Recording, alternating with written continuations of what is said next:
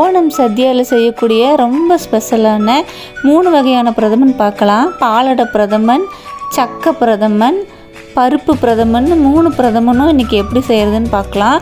இது ரொம்பவே டேஸ்ட்டாக சூப்பராக இருக்குங்க. ஓணம் திருநாள் நல்வாழ்த்துக்களோட இப்போ இது எப்படி செய்கிறதுன்னு பார்த்துடலாம்.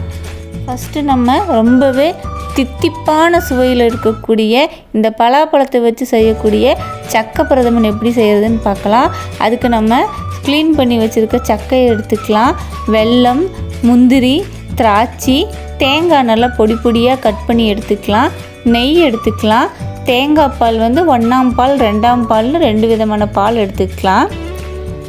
இப்போது நம்ம எடுத்து வச்சுருக்கிற இந்த பலாப்பழ சொலையை சின்ன சின்ன துண்டுகளாக கட் பண்ணிக்கலாம். அதை ஒரு மிக்ஸி ஜாரில் போட்டு நல்லா நைஸாக நம்ம அரைச்சி எடுத்துகிட்டு வந்துடலாம். இந்த மாதிரி நைஸாக அரைச்சிக்கோங்க. அடுத்ததாக அடுப்பில் ஒரு கடாய் வச்சு அதில் நெய் ஊற்றிக்கலாம். அந்த நெய்யில் நம்ம அரைச்சி வச்சுருந்த சக்கையை போட்டு நல்லா நம்ம கிண்டி கொடுத்துக்கலாம். இந்த சக்கையோட பேஸ்ட்டு நல்லா இந்த மாதிரி கொஞ்சம் கொதி வரட்டும். வந்ததும் நம்ம இன்னொரு அடுப்பில் வெல்லத்தை போட்டு அதில் கொஞ்சமாக தண்ணி விட்டு வெல்லம் கரையிற அளவுக்கு மட்டும் கொஞ்சம் காய்ச்சி கொஞ்சம் கொதி வந்ததும் எடுத்துக்கலாம். இதுக்கு பாகுபாகமெல்லாம் தேவையில்லை. இந்த மாதிரி வெல்லம் கரைஞ்சி நல்லா கொதி வந்ததும் இதை நம்ம வடிகட்டி எடுத்துக்கலாம். வெல்லத்தில் மண்ணல் ஏதாவது இருந்தால் அது நம்ம வராமல் இருக்கிறதுக்காகத்தான் இந்த மாதிரி செய்கிறோம். இந்த மாதிரி நல்லா வடிகட்டி எடுத்தாச்சு. இப்போ நம்ம கரைச்சி வச்சுருக்க இந்த வெல்லத்தை இந்த பலாப்பழ கூழில் ஊற்றி நம்ம நல்லா மிக்ஸ் பண்ணி விட்டுறலாம். நம்ம 2ஆவதாக எடுத்துருக்கக்கூடிய தேங்காய் பால் இது ஒரு கொதி வந்ததும் நம்ம அதில் ஊற்றிக்கலாம். இப்போ அது கூடவே இதனோட திக்னஸ்க்காக 1 ஸ்பூன் அரிசி மாவை எடுத்து தண்ணியில் கட்டிகள் இல்லாமல் நல்லா கரைச்சி இது நல்லா கொதிக்கும் போது நம்ம கரைச்சி வச்சுருந்த அந்த அரிசி மாவு தண்ணியை இதுக்குள்ளே சேர்த்து நல்லா மிக்ஸ் பண்ணிடலாம். இது மிக்ஸ் பண்ணி நல்லா ஒரு கொதி வரட்டும். இது நல்லா கொதி வரும்போது இது கொஞ்சம் திக்காக ஆரம்பிக்கும் நம்மளுடைய பாயசம். அதுக்குள்ளே நம்ம இன்னொரு பக்கம் ஒரு கடாயில் நெய் ஊற்றி நம்ம எடுத்து வச்சுருந்த முந்திரி பருப்பு, பொடியை கட் பண்ணி வச்சுருந்த தேங்காய், ஏலக்காய் இதெல்லாம் சேர்த்து நல்லா வறுத்துக்கலாம். இது வறுபட்டதோ பொடி பொடியாக கட் பண்ணி வச்சுருந்த பலாப்பழ சொலைகளோ கொஞ்சமாக இது கூட சேர்த்து அதையும் நம்ம நல்லா வதக்கி எடுத்துக்கலாம். இந்த மாதிரி பொன்னிறமாக ஆனது இதை நம்ம எடுத்துக்கலாம். இப்போ நம்மளுடைய இந்த பாயசத்தில் நம்ம வதக்கி வச்சுருந்த முந்திரி திராட்சையில் ஒன்றா சேர்த்துக்கலாம். இப்போ இதை நல்லா மிக்ஸ் பண்ணி விட்டாச்சு. அடுத்ததாக இது கூட நம்ம முதல்ல எடுத்து வச்சுருந்த தேங்காய் பால், நல்லா கெட்டியான தேங்காய் பாலை இது கூட சேர்த்துக்கலாம். இந்த பால் சேர்த்துனோன்னு ரொம்ப நேரம் கொதிக்கணும்னு அவசியம் கிடையாது. இது லேசாக ஒரு கொதி வந்தாலே போதும். நம்ம லேசாக கொதி வந்ததுமே நம்ம ஸ்டவ்வை ஆஃப் பண்ணிடலாம். இப்போது அந்த நம்ம அரிசி மாவு சேர்த்தனால நல்லா கெட்டியாகவும் சூப்பராக கிடச்சிருக்கு. ரொம்பவே டேஸ்ட்டான தித்திப்பான சக்கை பாயசம் ரெடி ஆயிடுச்சு. இந்த சக்கை பிரதமன் பார்த்திங்கன்னா நம்ம குடிக்கும்போது ஒவ்வொரு துண்டு தேங்காய், முந்திரி, திராட்சை, ஒரு துண்டு சக்கைன்னு குடிக்கும்போது ரொம்பவே டேஸ்ட்டாக ரொம்ப தித்திப்பாக இருக்கும். கண்டிப்பாக உங்கள் வீட்டில் செஞ்சு பாருங்கள்.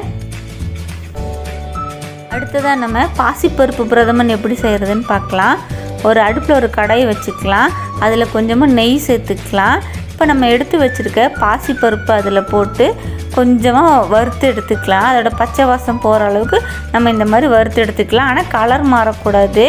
இப்போது ஒரு குண்டால் தண்ணி வச்சுருக்கோம். அது கொஞ்சம் சூடானதும் நம்ம வறுத்து வச்சுருந்த இந்த பாசிப்பருப்பு அதில் சேர்த்துக்கலாம். இப்போ அந்த பாசிப்பருப்பு நல்லா வேகட்டும். இது குக்கர்லாம் வச்சிங்கன்னா ரொம்ப குழஞ்சி போயிடும். இந்த மாதிரி பாத்திரத்தில் வச்சு வேக வச்சா நல்லா பர்ஃபெக்டாக வரும். இப்போ நல்லா கிண்டி விட்டுக்கோங்க, அடி பிடிக்காத மாதிரி. இப்போ இதை நம்ம எடுத்து மலர்ந்துருச்சு, அது வெந்து. இப்போ நம்ம அமுத்தி பார்த்தா இந்த மாதிரி நல்லா நசுங்கணும். இந்த ஸ்டேஜில் நம்ம பொடி பண்ணி வச்சுருக்கிற வெல்லத்தை இது கூட சேர்த்துக்கலாம். சேர்த்து நம்ம இதை நல்லா மிக்ஸ் பண்ணி விட்டுறலாம். நம்ம போட்ட அந்த வெல்லம் நல்லா கரைஞ்சால் மட்டும் போதும். அந்த அளவுக்கு மிக்ஸ் பண்ணிடலாம். இப்போ நான் ஏற்கனவே தேங்காவை நல்லா அரைச்சி தேங்காய் பால் எடுத்து வச்சுருக்கேன். நம்ம ஃபஸ்ட்டு எடுக்கக்கூடிய கெட்டியான தேங்காய் பாலை 2ஆவதாக ஊற்றிக்கலாம். நம்ம 2ஆவது எடுத்த கொஞ்சம் தண்ணி மாதிரி இருக்கிற தேங்காய் பாலை ஃபஸ்ட்டு ஊற்றிக்கலாம். இப்போ இந்த மாதிரி வெல்லம் நல்லா கரைஞ்சி ஒரு கொதி வந்ததோ நம்ம எடுத்து வச்சுருந்த 2ஆம் பாலை ஃபஸ்ட்டாக ஊற்றிக்கலாம். ஊற்றி நல்லா ஒரு மிக்ஸ் பண்ணி விட்டுருங்க. இப்போ இது கொஞ்சமாக ஒரு கொதி வரட்டும். ஒரு கொதி வந்ததுக்கப்புறமா நம்ம கெட்டியாக எடுத்து வச்சுருந்த தேங்காய் பாலை லாஸ்ட்டாக ஊற்றிக்கலாம். இந்த தேங்காய் பால் ஊற்றினதுக்கப்புறம் ரொம்ப நேரம் கொதிக்க வேண்டாம். லேசாக ஒரு கொதி வந்தாலே போதும். கொதி வந்ததும் நம்ம இதை ஆஃப் பண்ணிடலாம். இப்போ நம்ம ஒரு கடாயில் நெய் ஊற்றி முந்திரி திராட்சை போட்டுக்கலாம். கூடவே பொடியாக கட் பண்ணி வச்சுருக்க தேங்காவையும் சேர்த்துக்கலாம். கொஞ்சமாக ஏலக்காய் தட்டி வச்சுருக்கேன், அந்த ஏலக்காவையும் சேர்த்துக்கலாம். இப்போ இதை நம்ம நாளையும் போட்டு நல்லா பொன்னிறமாக ஆகிற வரைக்கும் இதை நம்ம நல்லா வறுத்து எடுத்துக்கலாம். நெய்யில் வறுத்த முந்திரி தேங்காவை இப்போ நம்ம பாயசத்தில் சேர்த்துக்கலாம். அவ்வளோதான், இப்போது நம்மளோட சூப்பரான பாசிப்பருப்பு பிரதமன் ரெடி ஆயிடுச்சு. ரெண்டுமே செம்ம டேஸ்ட்டாக இருக்கும். இதில் ஒரு டிஃப்ரெண்ட் நீங்கள் கவனிச்சிங்களா, நம்ம சக்க பிரதமனில் அரிசி மாவு கலந்து போட்டோம், ஆனால் இதில் அந்த மாதிரி போடல. இதில் பருப்பு இருக்கிறனால இது ஆட்டோமேட்டிக்காகவே நல்லா கெட்டியாக தான் இருக்கும். செம்ம டேஸ்ட்டாக சூப்பராக இருக்கும். கண்டிப்பாக உங்கள் வீட்டில் ட்ரை பண்ணி பார்த்துட்டு எப்படி இருந்ததுன்னு கமெண்ட்ஸில் சொல்லுங்கள். அடுத்தது ரொம்பவே கேரளா ஃபேமஸான அடை பிரதமன் எப்படி செய்கிறதுன்னு பார்க்கலாம். அதுக்கு இந்த மாதிரி அடை டபுள் ரோஸோடது ரெடிமேடாக கிடைக்கிது. அது ஒரு குண்டால் தண்ணி வச்சு சூடானதும் நம்ம எடுத்து வச்சுருந்த அந்த அடை பிரதமனை உள்ளே போட்டு ரொம்ப வேக விடாமல் ஒரு 80% வந்ததும் வடிகட்டி தனியாக எடுத்து வச்சுக்கலாம். பால் ஒரு பக்கம் காய வச்சுருக்கேன். இப்போ அது நல்லா வற்றி வரட்டும். அதுக்குள்ளே ஒரு கடாயில் சர்க்கரை போட்டு கேரமல் செஞ்சு எடுத்துக்கலாம். அந்த கேரமல்லையே நம்ம பால் வச்சுருந்தோம்ல அதையும் கூட சேர்த்துக்கலாம். இப்போ அதை நம்ம நல்லா மிக்ஸ் பண்ணி விட்டுறலாம். அடியில் போய் அடி பிடிக்காத மாதிரி நல்ல ஹீட்டில் நம்ம கிண்டும் போது அந்த சர்க்கரை நல்லா கரைஞ்சி வந்துடும். இப்போ ஒரு கடாயில் நெய் ஊற்றி நம்ம வடிகட்டி வச்சுருந்த அந்த அடை பிரதமனை நம்ம இதில் போட்டு கொஞ்சம் லேசாக வறுத்து எடுத்துக்கலாம். லேசாக இந்த மாதிரி வறுத்து எடுத்து தனியாக எடுத்து வச்சிடலாம். இப்போ ஊற வச்சுருந்த பாதாமியும் முந்திரியும் ஒரு மிக்ஸி ஜாரில் போட்டு கொஞ்சம் பால் பவுடரும் பாலும் சேர்த்து இதை நம்ம நல்லா நைஸாக ஒரு பேஸ்ட்டாக அரைச்சி எடுத்துகிட்டு வந்துடலாம். இது செம்ம டேஸ்ட்டு கொடுக்கும் இந்த பாயசத்துக்கு. இப்போ நம்ம மேலே வரக்கூடிய அந்த பால் ஆடைகளை கொஞ்சம் கொஞ்சமாக அப்படியே ஒதுக்கி விட்டுட்டே இருந்தோம்னா நல்லா கெட்டியாக திக்காயிட்டு வரும். இன்னொரு பக்கம் நம்ம நெய்யை சூடு பண்ணி நல்ல முந்திரி பருப்பை வறுத்து எடுத்துக்கலாம். அது கூடயே திராட்சையும் போட்டு நம்ம நல்லா வறுத்து எடுத்துக்கலாம். இப்போ பால் நல்லா வற்றுனதுக்கப்புறமா நம்ம பாயசத்துக்கு தேவையான சர்க்கரையை சேர்த்துக்கலாம். இந்த சர்க்கரையும் சேர்த்து நல்லா மிக்ஸ் பண்ணி இதை நம்ம நல்லா சுண்ட வற்ற வைக்கலாம். இப்போ இதோட கலரே பாருங்கள், ஒரு பிங்க் கலராக வருது. நம்ம கேரமல் செஞ்சனால தான் அந்த மாதிரி கலர் வருது. இப்போ அது கூடவே நம்ம வறுத்து வச்சுருந்த அந்த அடையை சேர்த்துக்கலாம். இப்போ இதெல்லாம் சேர்த்து கொஞ்சம் மிக்ஸ் ஆகட்டும். இது கூடவே நம்ம அரைச்சி வச்சுருந்த பாதாம் முந்திரி பேஸ்ட் இருக்குல்ல, அதையும் நம்ம சேர்த்து நல்லா மிக்ஸ் பண்ணி விட்டுடலாம்.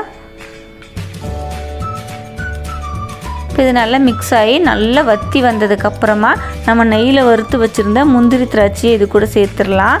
அவ்வளோதான். இப்போது திக்கான நல்ல பிங்க் கலரில் இருக்கக்கூடிய கேரளா ஸ்பெஷலான பாலடை பிரதமன் ரெடி ஆயிடுச்சு. இது ஓணத்துக்கு அங்கே ரொம்பவே ஸ்பெஷலு. கல்யாண வீடுகள்லேயும் வைப்பாங்க, ரொம்ப டேஸ்ட்டாக இருக்கும். இந்த 3 பிரதமனையும் செஞ்சு பார்த்துட்டு எப்படி இருந்ததுன்னு மறக்காமல் கமெண்ட்ஸில் சொல்லுங்கள். உங்களால் முடிஞ்சால் ஒரு லைக் மட்டும் கொடுங்க. தேங்க்ஸ் ஃபார் வாட்சிங்.